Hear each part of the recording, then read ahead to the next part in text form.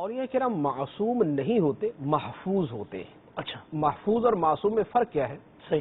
معصوم جو ہے، معصوم وہ ہے کہ جن سے گناہوں کا اصلاً صدور نہیں ہوتا، یعنی جو بالکل گناہ نہیں کرتے، اور ان سے گناہ کا ہونا شرعی اعتبار سے محال ہے کہ اللہ نے ان سے وعدہ فرما لیا کہ یہ گناہ نہیں کریں گے، تم سے گناہوں کا ظہور نہیں ہوگا، تو اب ان سے شرعاً گناہ نہیں ہوتا۔ ایک بحیثیت انسان طاقت ہے، لیکن چونکہ اللہ نے وعدہ فرما لیا تو اب وہ وعدہ آگے آ جاتا ہے، تو لہذا ان سے گناہوں کا صدور نہیں ہوتا، تو شرعی اعتبار سے ان سے گناہوں کا صدور ہو جانا محال ہے۔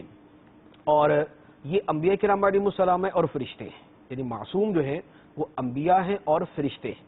فرشتوں اور نبیوں کے علاوہ کوئی معصوم نہیں ہے۔ بچوں کو لوگ معصوم کہتے ہیں، وہ اور اعتبار سے ہوتا ہے، معصوم یعنی ایک شرعی اصطلاح ہے، صحیح، یہ ایک شرعی اصطلاح، اس کے اعتبار سے تو نبی اور فرشتے ہی معصوم ہیں۔ بچوں کو جو کہا جاتا ہے وہ ہمارا ایک عرفی معنی ہے کہ یار یہ چہرے سے ایسے لگتے ہیں، یعنی وہ ہمارا عرف، بعض اوقات ایک بچہ شرارت نہیں کرتا، یار کتنا معصوم بن کے بیٹھا ہوا ہے، تو یہ شرارت کوئی نہیں کرتا، تو یہ اس طرح کے معنی میں ہوتا ہے، یہ ایک عرف ہے، وہ شرعی معنی کے اعتبار سے تو نہیں بولا جا سکتا۔ تو نبی اور فرشتے کے علاوہ کوئی بھی معصوم نہیں ہے۔ ہاں، اولیاء کرام محفوظ ہیں۔ محفوظ ہیں کیا مطلب؟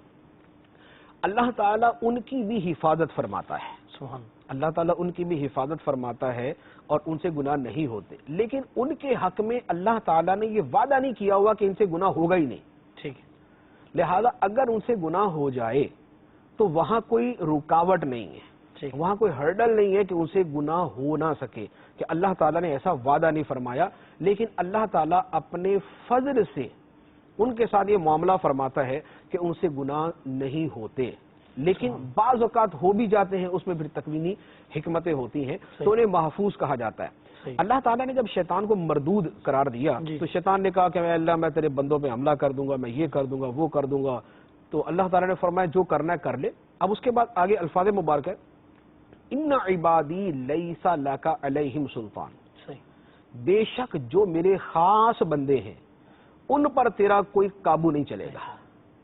تو یہ جو ہے کہ خاص بندوں پر قابو نہیں چلے گا، اس میں انبیاء کرام علیہ السلام اپنے مرتبے کے اعتبار سے ہیں اور اولیاء کرام رضوان اللہ علیہم اجمعین اپنے مرتبے کے اعتبار سے ہیں، تو لہذا اولیاء کرام کو معصوم نہیں کہہ سکتے، ان کو محفوظ کہیں گے کہ ان کی حفاظت ہوتی ہے گناہ ہونے سے، کہ گناہ ان سے صادر نہ ہو۔